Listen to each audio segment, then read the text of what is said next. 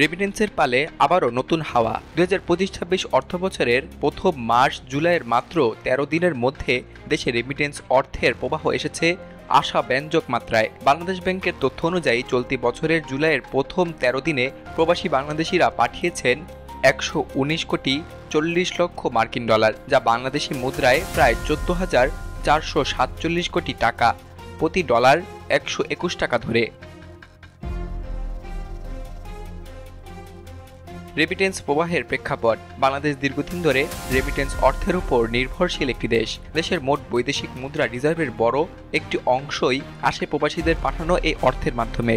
এই অর্থ অনেক পরিবারের জীবিকার ভিত্তি, কৃষি এবং ক্ষুদ্র ব্যবসা চালানোর মূল হাতিয়ার। এছাড়া দেশের অভ্যন্তরীণ অর্থনীতির চাঙ্গা হওয়ার পেছনে অন্যতম প্রধান উৎসই হচ্ছে এই রেমিটেন্স।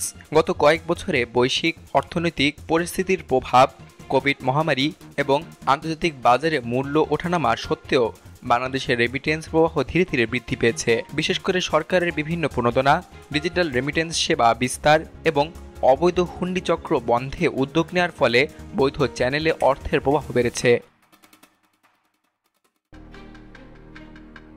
তুলনামূলক বিশ্লেষণ। গত বছর এবং চলতি বছর বাংলাদেশ ব্যাংকের মুখপাত্র আরিফ হোসেন খান জানিয়েছেন, ২০২৪ সালের একই সময়ে দেশের রেমিটেন্স এসেছে ৯৭ কোটি ৯০ লক্ষ মার্কিন ডলার, যা টাকায় প্রায় ১১,৮৪৬ কোটি টাকা। তবে এই বছর একই সময়ে রেমিটেন্স ২১ কোটি ৫০ লক্ষ ডলার বৃদ্ধি পেয়েছে, অর্থাৎ প্রায় ২,৬০১ কোটি টাকারও বেশি। এই তথ্য থেকে বোঝা যায় মাত্র এক বছরে রেমিটেন্স প্রবাহে প্রায় ২২% মতো বিস্তার বৃদ্ধি পেয়েছে।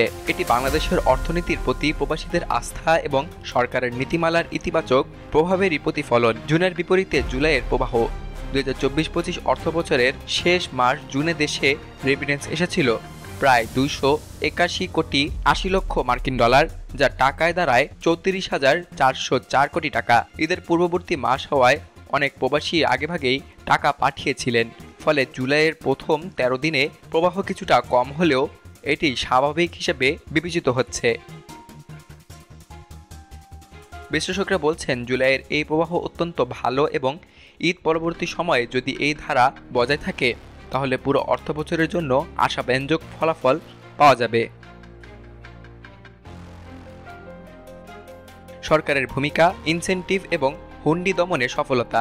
বাংলাদেশ সরকার রেমিটেন্স উৎসাহ প্রদানের জন্য বিভিন্ন পদক্ষেপ নিয়েছে। এর মধ্যে ২.৫% ইনসেনটিভ ঘোষণা এবং দ্রুত অর্থ স্থানান্তরের ব্যবস্থাপনা অন্যতম।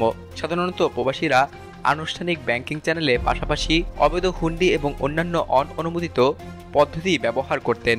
সরকার এবং বাংলাদেশ ব্যাংকের কঠোর পদক্ষেপের ফলে হুন্ডির ব্যবহার অনেকাংশে কমেছে, যা বৈধ চ্যানেলের মাধ্যমে রেমিটেন্স বৃদ্ধির অন্যতম কারণ।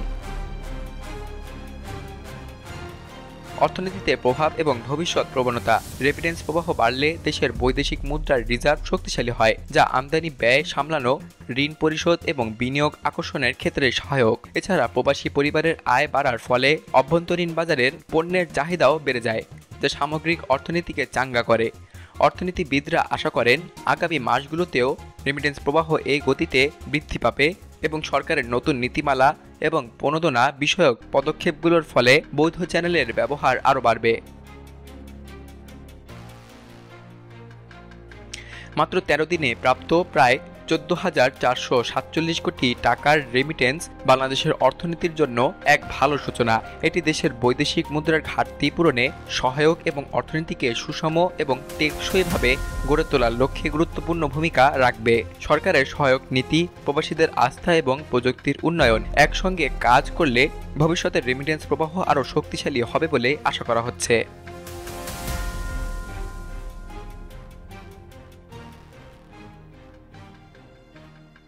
বিলিয়ানুর নিউজ ডেস্ক, বাংলাদেশ কণ্ঠ, ঢাকা।